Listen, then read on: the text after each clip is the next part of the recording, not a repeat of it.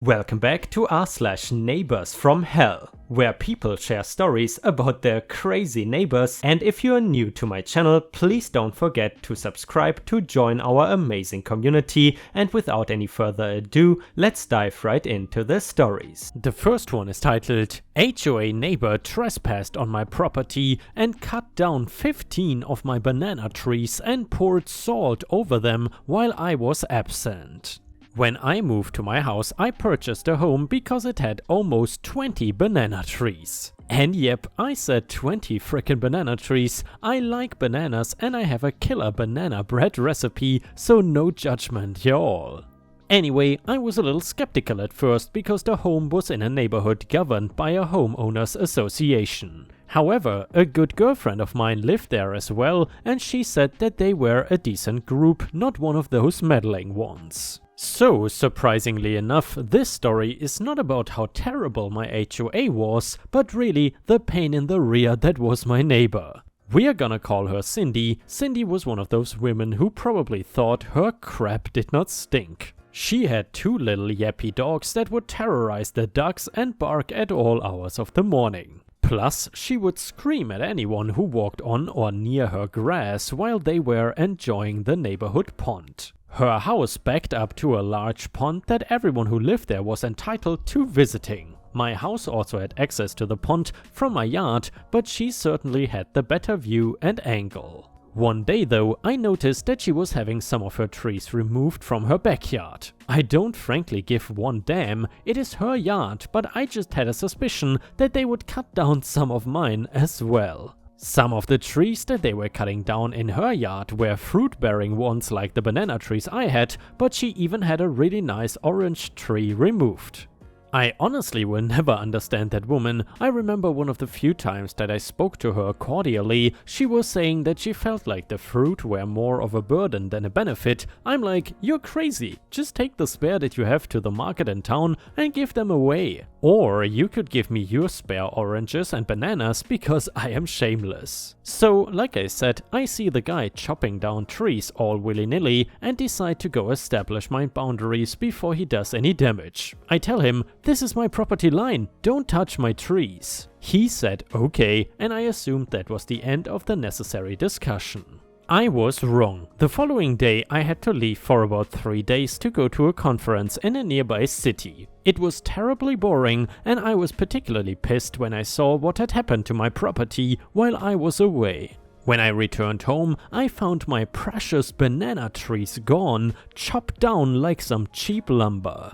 The a-holes even poured salt on the roots and sprouts so that they would be dead for sure. No chance for regrowth now. I was absolutely in shock. That quickly shifted to grief though, and then to rage as I was willing to go over to her house and pound her dumb face in. I did the responsible thing and not what the college me would have done, and calmed down before going to pay her a visit. When she answered the door, she could tell that I was angry, but I was restrained like I said. With as much respect as I could muster, I asked her why she had my trees cut down, and she said that she did not believe that they were on my property. What? Did not believe? The nerve of this woman, I tell you. When I told her that it did not matter what she believed and that I wanted her to pay to replace the trees, she simply laughed and said, haha, nope. When she shut the door in my face, I was about ready to lose it, but again, I kept my composure. Barely. I went on to hire an arborist and a property surveyor. Both of these lovely people confirmed exactly what I needed to know. That is when I also contacted the HOA because she removed some of their trees from their public neighborhood property as well. Somehow they had not noticed yet though. The HOA was actually pretty pissed too and backed me up. She was ordered to pay over $30,000 in fines for the banana trees, only I did not think that this was enough. Damn, this lady must be loaded because she did not seem bothered by this and she continued to live her life the way she always had, which is as an a-hole.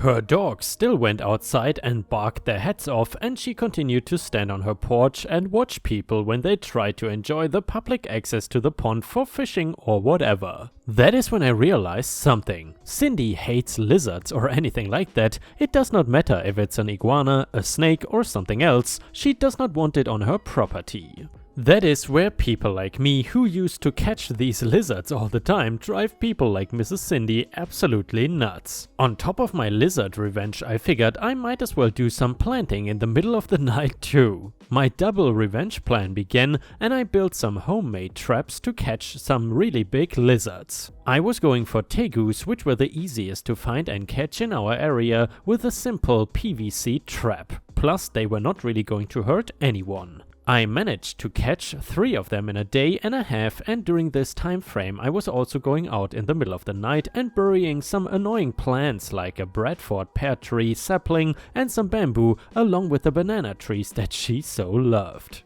I knew she may remove them before anything came from it, but it was still amusing to me. And by the way, Ripe starts by saying burying some annoying plants. OP means that she planted them at night. Either way, the ultimate revenge would be the lizards. She had a screened-in back porch, because mosquitoes, that she kept in super nice shape. She was always out there sipping her drinks and listening to her weird unheard of jazz music. Not that I'm a hater of jazz, but Google could not even figure out who it was. So what better place than to plant the tegus than her back porch? It was early morning, and the 4, there was a bonus in the last one I caught, tegu lizards were ready to go. I creeped up to her house, finagled the door open, and let the guys out one by one. The biggest lizard ended up trying to climb up something and knocked over one of her potted plants, and this led to her coming out a moment later, her dogs barking in tow.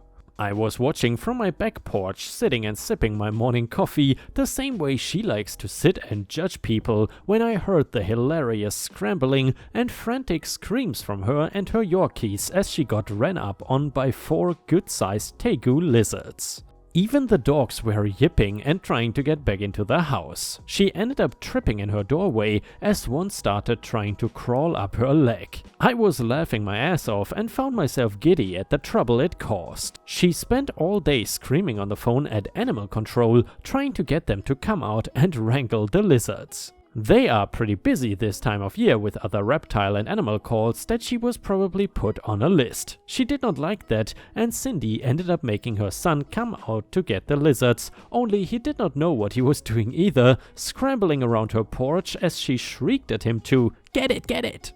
Damn, it was so funny. He utterly failed his mother, and they got into an argument before he gave up and left. And by that evening, animal control showed up and took care of the problem, which consisted of the guy throwing a towel over the angriest one, and the other 3 went peacefully into the cages. Really, no big deal. The dude was even telling Cindy to go back inside and let him do his job, because she could not help but micromanage him the way she was doing her own poor son. It did not take long for the saplings I snuck into her property to start growing as well. If you've ever heard of what bamboo does, you know that it was only a matter of time before it had spawned all over the place. She was livid. She knew that I had done it too, and when she told me that I had to remove it from her property, I simply laughed in her face and said, nope, the same way she did me at the beginning. She absolutely deserved it. And yeah, Ripe stars, I simply don't understand the issues some people have with each other, especially when it comes to property lines and apparently wanting to redecorate the garden of another neighbor. Thank God there is a thick wall between us and our neighbors, so there is no way for them to redecorate our garden, but then again, our garden is pretty empty at the moment anyway, so there's not much to do. Either way, if you haven't already and enjoy my content, please don't forget to subscribe to my channel, because that would mean a lot to me. And the next one is a brand new tree law story. So first of all, here we can see the trees before the removal. In the next picture you can see the trees after their removal and notice that their trimmer blew through my hedge as well. And here you can see the view out of OP's bedroom window, which looks pretty empty. Here you can see a picture of the properties that are involved. And now let's get on to the story. By the way, the previous picture was a developer survey showing trees directly on the property line, however not all significant trees were depicted. So the story: I bought my house in part because it had a completely private backyard screened in by 50 to 60 foot tall Douglas firs and western red cedars running along the property line. There was a single house on the other side of the trees after their driveway, but it was otherwise basically a forest back there. About a year after I moved in, I came home at lunch to find almost half of the trees along my back property line had been torn down. Apparently, a developer had purchased that lot and was going to build a bunch of cookie-cutter townhomes, but they left the main house that was already there. I was pretty upset at that removal, but the developer gave me a survey excerpt that showed the remaining trees were situated directly upon the property line, and then professed that they only removed trees that were completely theirs. However, they lied. I was young and naive, so I took them at their word. After all, they would know what they were talking about, right? And I didn't want to make waves being new to the neighborhood, plus it allowed more sun to reach my backyard, so I let it go. Sadly, in WA, the statute of limitations for timber trespass is 3 years, so by the time I gained much of my knowledge in this area, it was too late to hold the developer accountable. Fast forward 4 years and I come home for lunch again and find my backyard trees being cut down again. Only this time I had the survey from the developer that clearly showed the trunks of the remaining trees that were directly on the property line. The trimmer was dropping branches into my yard and onto my shed, which damaged the gutter. I did not notice this until later.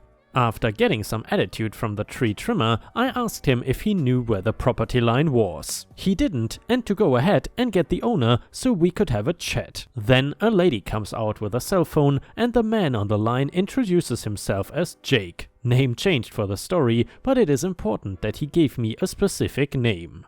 Jake says he is the owner and tells me that he wants to remove the trees and put up a fence, and that maybe he would plant some fruit trees on my land as recompensation. I tell him that the fence won't provide the same privacy that these 60-foot tall trees do, and I would like them to not be cut down. He informs me that he also bought the property just to my north and that he wanted to be a good neighbor and wanted me to be a good neighbor too, which I took as a veiled threat. I told him I had the developer's survey showing the trees were on the property line, so we should both agree what happens to them. He wanted me to wait so he could come back from wherever he was, but I had to get back to work, so I told him to stop cutting and we could discuss later that evening. He agreed and I left to go back to work. At some point he called me back, but I was at work, so I let it go to voicemail, where he confirmed we are to meet that evening to discuss what happens to the trees. My wife gets home later that day and sends me a text that guys are cutting the back trees down. Luckily it was close to the end of the day, so I sped home and told the trimmers in no uncertain terms to GTFO of my trees. While I was there, I met the HOA president. I did not know their development was part of a HOA until then, and he informed me he also told them not to cut down the trees. So, Jake comes over later that evening and brings a younger man with him he only introduces as his nephew. I explain that in Washington state, trees that are directly on the property line are owned by both property owners as tenants in common and cannot be cut down without both owners' consent. He takes a picture of the developer's survey and I tell him I need to get an arborist to figure out what damage has been done and how best to address it, and that the rest of the trees won't be coming down. I was still trying to be neighborly, so I did not bring up that he ignored our agreement to stop. I did say if he had come to me before, maybe we could have worked something out. He says he understands and they leave. In the interim, HOA president and I are texting and he gets super belligerent that I'm considering pursuing the neighbors for damages. He apparently thought I should just let them cut down the trees and be happy that they are building a nice fence. He asserts that I must be angling to sue the HOA, which I tell him makes zero sense because they are not the ones who authorized the cutting, and he tells me not to contact him anymore. Okay then, HOA president owns a car wash and has a bunch of reviews about how belligerent he is, which makes sense from my experience with the guy. So, a couple days later, I get a letter from Jake's attorney stating I had given them permission to cut down the trees and therefore had no cause to ask them for damages, threatening all sorts of legal hell if I sue. Considering I had his voicemail confirming we were meeting later to discuss the trees, I felt pretty confident I could overcome this claim, but it was still enraging to have someone so blatantly lie like that. It also turns out that Jake was really named Harry and his nephew was the one named Jake. I guess Harry thought it was easier to pretend he was Jake when dealing with neighbors. I guess they are both on the property deed. I don't understand the logic, but it was at that point I realized they were all liars and there was no resolving the issue amicably, so I sued them for timber trespass.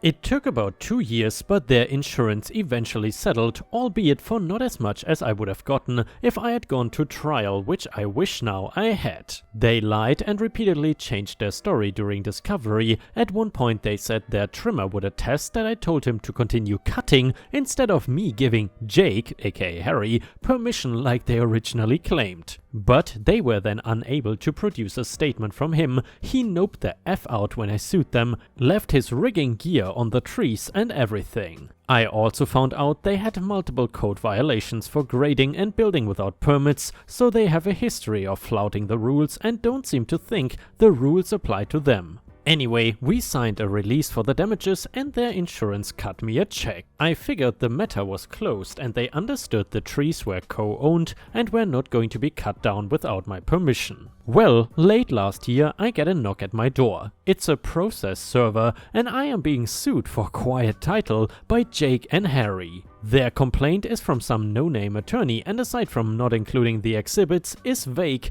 blatantly retaliatory and frivolous. It does not mention trees or the property line, just some language about how they think I'm going to make a claim to their property at some point in the future. So now I am pissed and the gloves are off. I pulled the paperwork for their development and found the landscape plans and tree inventory reports. Apparently all new developments in our county are required to retain a certain number of trees for canopy coverage, and this requirement passes on to the property owners. So these trees were specifically retained, placed in a private easement, and the plat map for the development states the trees shall be maintained and replaced if damaged. This same plat map says the HOA is responsible for stepping in if the individual owners don't replace the damaged trees too. Looking up the county codes confirm all of this. These trees were designated retained significant trees and cannot be removed without county authorization. If they are removed, the county is authorized to fine the property owner $5,000 per tree that was removed, and recall they removed 8 of them. So I filed a code violation and the county enforcement officer came out and took pictures. He sent them a warning notice saying they must replant the trees or face fines, and he also sent an email to the HOA saying if Jake and Harry don't act, they will come after the HOA to fix the issue. And oh, remember how Harry said he owned the property in front of me? Yeah, he rents that out, and while looking up his lawsuit against me, I found out he was evicting tenants. He filed a declaration with pictures of the inside showing he converted the downstairs of the home to an apartment complete with its own kitchen. Sure enough, he did not get any permits for this, and it was what the county ended up calling an illegal duplex conversion. Yeah, I turned him in for that and he had to gut the whole inside or again face fines. Code enforcement guy also made him clean up the outside for being a junkyard. I got paid nicely for the trees they cut and now they have to replant them. The remaining trees are not coming down and they had to gut their illegal duplex. I have more info on them if they keep it up. It would be a shame if someone investigated their other tenant properties because they are obviously slumlords. I'm considering letting an attorney go to town on them for their frivolous suit if they don't accept my offer to dismiss. They effed around and found out, don't mess with my trees. And wow, Ripe Stars, I gotta say, super satisfying tree law stories like this one are really very rare, and I am very glad we found this one. I really hope this neighbor learned his lesson that you never mess with a man's or a woman's trees. Don't let neighbors bully you when it comes to, well, pretty much when it comes to anything, but especially when they are messing with your trees. It can get really pricey for them, and potentially there might even be a positive financial outcome for you. And Ripe Stars, with this we have reached the end of the video. However, if you still cannot get enough of my content, then I would highly suggest to check out my endless binge watch playlist, which will soon show up in the left corner of the screen. In addition, I would really appreciate it if you could not only subscribe to the channel, but also turn on the bell notifications, which you can do by clicking on the little bell icon right next to the subscribe button. This will help my channel tremendously, and this will make sure that you don't miss any of my videos. Furthermore, if you want to see additional ripe content that I don't post on YouTube, then I would suggest to head on over to patreon.com/ripeyoutube for more than 50 exclusive videos that you will not see anywhere else. Thank you so much for your amazing daily support, and I hope to see you again tomorrow.